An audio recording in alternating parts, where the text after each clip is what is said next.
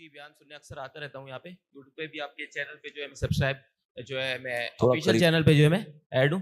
تو مجھ سے پوچھنا یہ تھا نمازوں کا، جیسے ابھی ذکر آیا تو مجھے ایک سوال یاد ہے.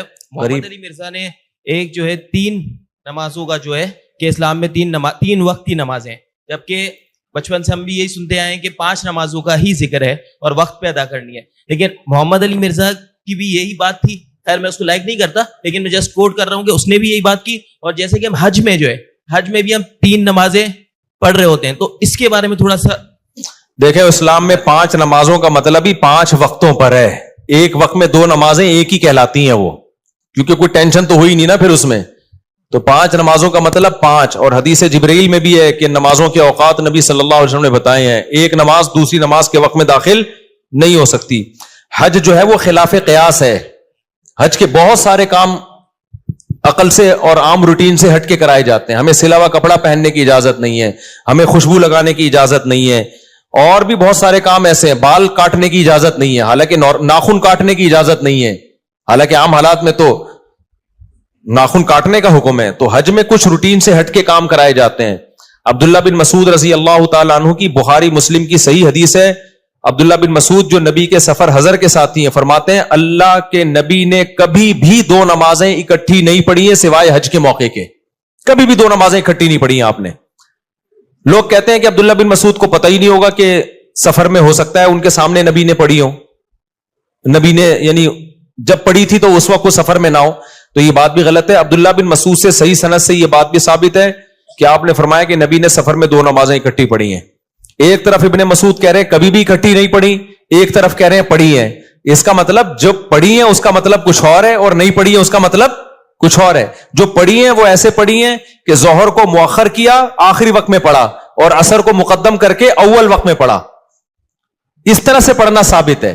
یہ جو بخاری مسلم کی حدیث ہے نا، اس میں اب انجینئر نے بہت بڑا بلنڈر کیا. میں آپ کو بتا رہا ہوں نا کہ مجھے وقت ملے دعا کرو. اس کو میں ایسا ایکسپوز کر سکتا ہوں الحمدللہ کہ، لیکن اس کے اسٹوڈنٹ ڈھیڑ بہت ہیں. مسئلہ ان کے ساتھ ہی ہے. اتنے بڑے بڑے بلنڈر یہ آدمی کرتا ہے. اس نے پتہ ہے کیا کیا ہے؟ دیکھو عبداللہ بن عباس کی حدیث ہے جس میں آتا ہے کہ عبداللہ بن عباس رضی اللہ تعالیٰ عنہ درس دے رہے تھے. نماز کا ٹائم جا رہا تھا تو کسی نے کہا کہ آپ نماز پڑھائیں، تو عبداللہ بن مسعود نے اس کو ڈانٹا، عبداللہ بن عباس نے. اور عبداللہ بن عباس نے ظہر کو مؤخر کیا اور ظہر اور عصر ملا کے پڑھی ہیں انہوں نے. سمجھ رہے ہیں؟ اب عبداللہ بن عباس کے شاگرد ہیں جابر ابن زید. اچھا احناف بھی اس کے قائل ہیں. عبداللہ بن عباس سے پوچھا گیا تو انہوں نے فرمایا نبی نے اسی طرح 2 نمازیں اکٹھی پڑھی ہیں، بغیر خوف کے، بغیر بارش کے، بغیر سفر کے. کوئی بھی عذر نہیں تھا لیکن نبی نے 2 نمازیں اس طرح سے اکٹھی پڑھی ہیں، تو میں نے بھی اس طرح پڑھی ہیں. اب عبداللہ بن عباس کے شاگرد ہیں جابر ابن زید، ان سے کسی نے پوچھا کہ شاید اس طرح سے پڑھی ہو کہ ظہر کو مؤخر کیا ہو اور عصر کو مقدم، یعنی دونوں نمازیں پڑھی اپنے ٹائم پر ہیں، لیکن چونکہ درس چل رہا تھا، ضرورت تھی، کبھی کبھار ایسا بھی کرنے میں کوئی حرج نہیں ہے، تو اس لیے عبداللہ بن عباس نے ظہر کو آخری وقت میں اور عصر کو اول وقت میں. تو جابر ابن زید کہتے ہیں کہ میرا بھی یہی خیال ہے. اب اس سے احناف کے موقف کی تائید ہو رہی ہے کہ کبھی اگر کوئی عذر ہو تو اول وقت میں پڑھنے کے بجائے آپ ظہر کو آخر وقت میں لے جاؤ اور عصر کو اول وقت میں لے جاؤ.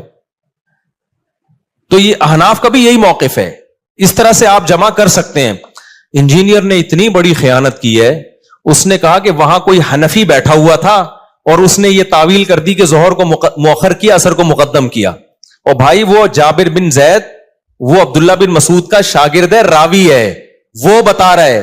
تو میں انجینئر کے اندھے مقلدوں سے پوچھتا ہوں، عبداللہ بن عباس کی ایک حدیث کا مطلب وہ ہے جو ان کے شاگرد بتا رہے ہیں، اور ایک مطلب وہ ہے جو جہلم میں 15ویں صدی کا بندہ بیٹھ کے بتا رہا ہے.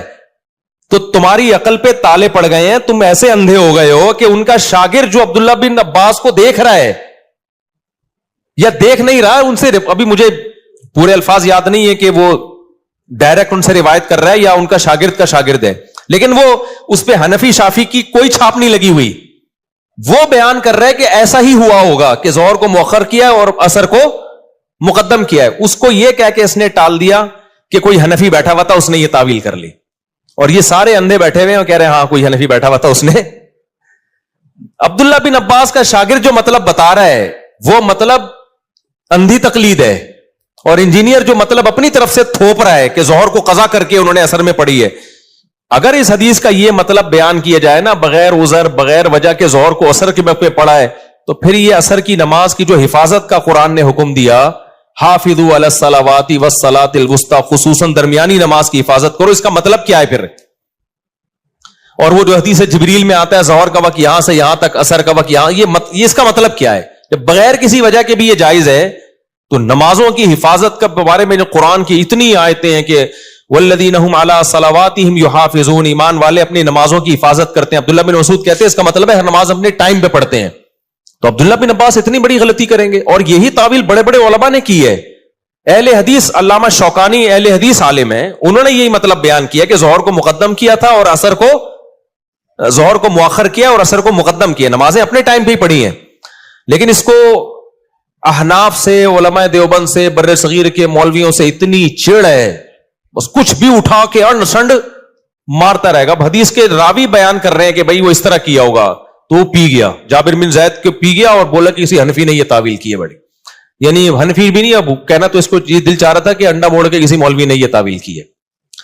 تو لیکن سامنے بیٹھے ہوئے کہہ رہے یار بات جب بھی کرتا ہے ریفرنس سے کرتا ہے, بات جب بھی کرتا ہے, ابے ریفرنس اتنا بڑے دھاندلیاں ترجمے میں مار رہا ہے, تو بتاتا کیوں نہیں ہے کہ جابر بن زید یہ بتا رہے ہیں کہ ظہر کو مؤخر کیا اور اثر کو مقدم کیا. عبداللہ بن عباس کے شاگرد یہ بتا رہے ہیں کہ قضا نہیں کی ہے انہوں نے نماز.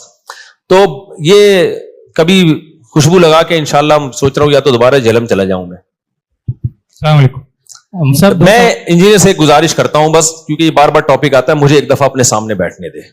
میں مناظرہ نہیں کروں گا, میں جیسے آپ نے ہر ایک کو سوال کرنے کی اجازت دی ہے, میں بھی آپ سے ایک طالب علم بن کے آؤں گا, اسٹوڈنٹ کی حیثیت سے, بہت ادب سے, بہت تمیز سے, کوئی جھگڑا نہیں, کوئی پھڈا نہیں, ایسے بیٹھوں گا آپ کی خدمت میں, آپ کے چرنوں میں, آپ کے پاؤں میں, آپ سے سوال پوچھوں گا آپ نے یہ جو حدیث پڑھی تھی اس دن, اس کا جو ترجمہ کیا تھا, یہ کون سی کتاب میں لکھا ہوا ہے یہ والا ترجمہ؟ سمجھ رہے ہیں؟ آپ نے جو یہ کہا تھا کہ کسی نے بھی اس حدیث کو صحیح قرار نہیں دیا, تو یہ آپ کو خواب آیا تھا, یہ کسی بزرگ نے کوئی الہام ہوا تھا, فلاں فلاں نے اس کو صحیح قرار دیا ہے, آپ نے کیسے پھینک دی؟ آپ نے جو اس دن یہ کلپ میں فرمایا تھا کہ یہ علماء دیوبند کا گڑھا ہوا عقیدہ ہے, تو یہ تو ہزاروں سال سے یہ عقیدہ چلا آ رہا ہے, تو گڑھا ہوا تو وہ چیز ہوتی ہے جو ایجاد کی ہو.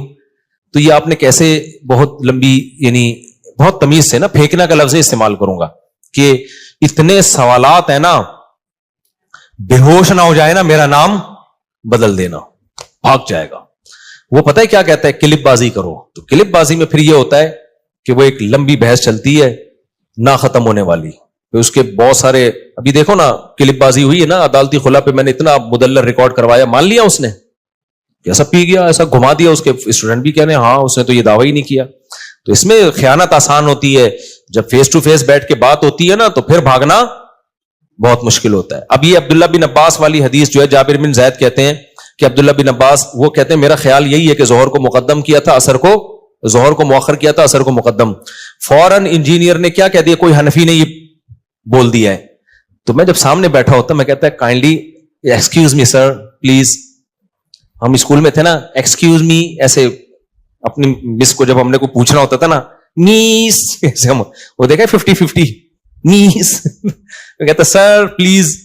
پھر میں کہتا سر یہ حنفی کا الزام غلط ہے اس کے اوپر, یہ عبداللہ بن عباس کا شاگرد ہے یہ, اور نسائی میں تو خود عبداللہ بن عباس سے منقول ہے یہ, لیکن چلو اس میں اضطراب ہے, اس میں بعض لوگ کہتے ہیں عبداللہ بن عباس کی طرف اس قول کی نسبت درست نہیں ہے.